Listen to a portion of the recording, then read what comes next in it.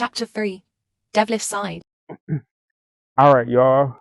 For this chapter 3, we're going to dive into the devil inside of me, because a lot of people won't speak on their mishaps or where they went wrong at. And in this part of the book, going forward, is going to be all about me. It's always the first two chapters is already about me, but going forward is really going to be about me. And the issues that I've developed and the issues that I had to heal from, and so many of the things that I was battling and facing every single day, and the battles and trials and tribulations that I placed within myself as well. And, you know, with that being said, once we start this side of the journey, I know I'm going to get a lot of hate comments. I know that, people might not even mess with the book after this. And that's cool. Congrats to you for, knowing to place that boundary within your life. But within the same breath, I'm going to say, make sure you place them same fucking boundaries on your grandfather when you get home, on your uncles when you get home, shit, on the women in your family too, your cousins, your brothers, your daddy, your stepdaddy. Make sure y'all place these same boundaries within your lives with them as well.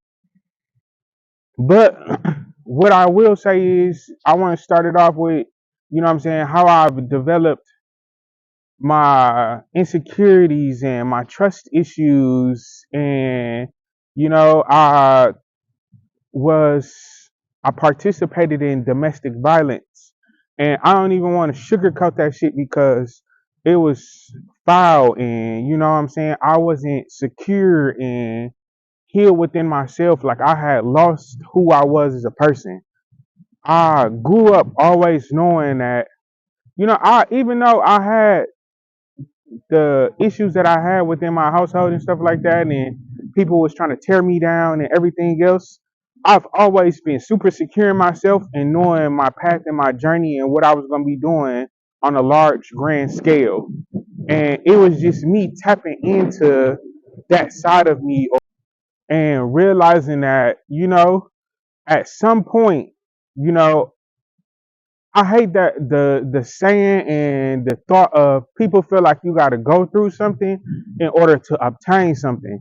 And unfortunately, that is the case in my scenario. Like, I truly had to go through something in order for me to be feeling as if I was able to come and speak to y'all, feeling as if, I was able to even try to tell someone else to heal, like, because I have experienced these things. I've had to heal from these things and learn how to navigate life after I have had these experiences within life.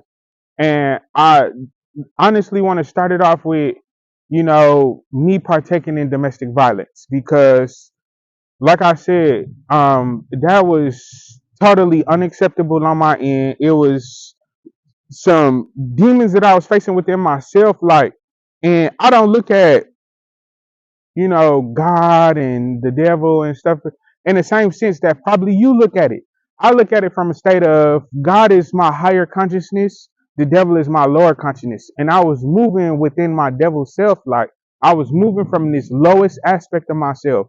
I didn't feel secure within myself. I didn't feel secure within my marriage that I was in. I didn't feel, heard, because a lot of times we resort to violence when we don't feel heard.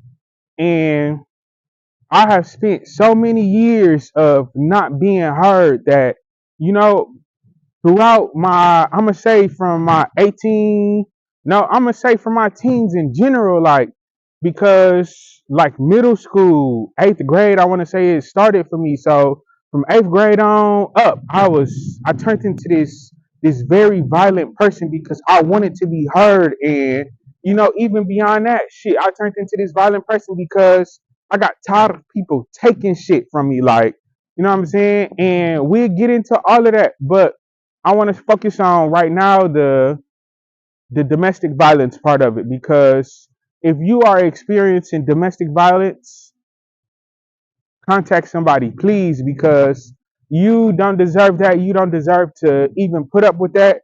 And if you are the person who is out here causing the domestic violence, stop, folks. Go heal. Like, go talk to somebody. Go seek therapy. Go seek counsel. Go literally go talk to a licensed professional. Like, none of that, oh, I'm gonna go talk to my homeboy, or I'm gonna go talk to my dad, or not. Go seek some professional help, folks, because nuh-uh, we not doing that no more. Like, you know what I'm saying? I was having a sucker attack because I wasn't secure within myself, you know, and I allowed my emotions to get so big and so bottled up, and it was years of pain and hurt, and allowing previous relationships, you know what I'm saying, where I allowed the woman to just do whatever they wanted to and walk all over me and treat me any kind of way and stuff like that. And it was just bottling up, bottling up, bottling up. And I chose to take it out on the wrong fucking person. Like, and for that, I'm sorry. And, you know, we've worked through that. You know what I'm saying? I've, of course, been through therapy. But even before then, like going through after the domestic violence part of it, like I had to go to a batterer's intervention class, and I learned so much within that period of time. Like, it helped me sort of kind of regain focus back on myself. But you know, in the same breath, it was just like, what one of the questions he asked us was, what made you so just controlling within that situation, or controlling with that person, that you wanted to dominate them, and you wanted to try to domesticate them, you wanted to try to break them down? What made you even get to that point in your life?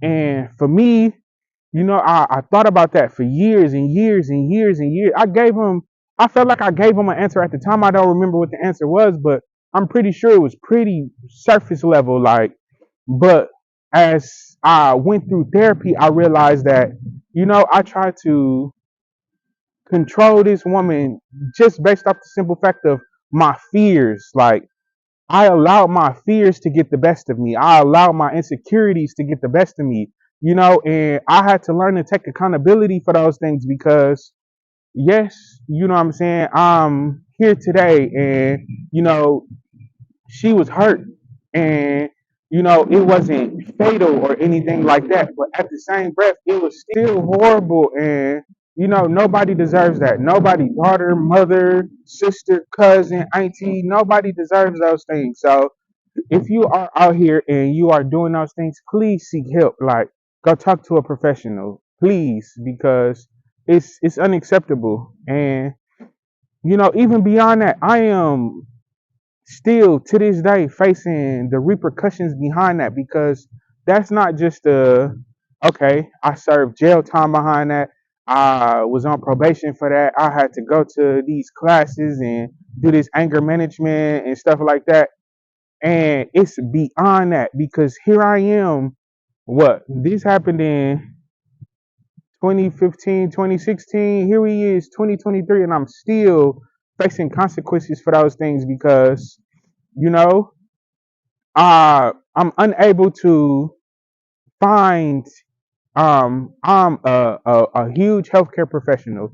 You know, I was a pharmacy tech for 10 years, like, and, you know, even now it is so hard for me to find jobs within that role, within those things. Like, I worked in hospitals, I've worked in retail settings, I've been managers and supervisors and stuff like that. And, you know, now I am unable to have these roles just based off the simple fact that I look like a very violent person.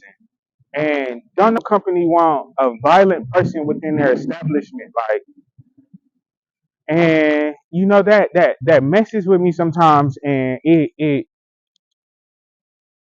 kind of, you know, makes me wonder, like, oh, again, I've been in the would have, could have, should have, like, and I'm here now. You know, I talked about this before. I did the would have, could have, should have, but I'm here now. What am I going to do now? You know, what did that lesson teach me? You know, what did I have to learn behind that? And I've learned so much behind that. And with me learning those things behind that, I am coming to other men and shit, women too, because women out here abusing men. Like, it's not just a men on woman thing, it's a woman on men thing too. Shit, woman on woman, men on men. It don't make a difference. Like, but I want the domestic violence to just stop in general.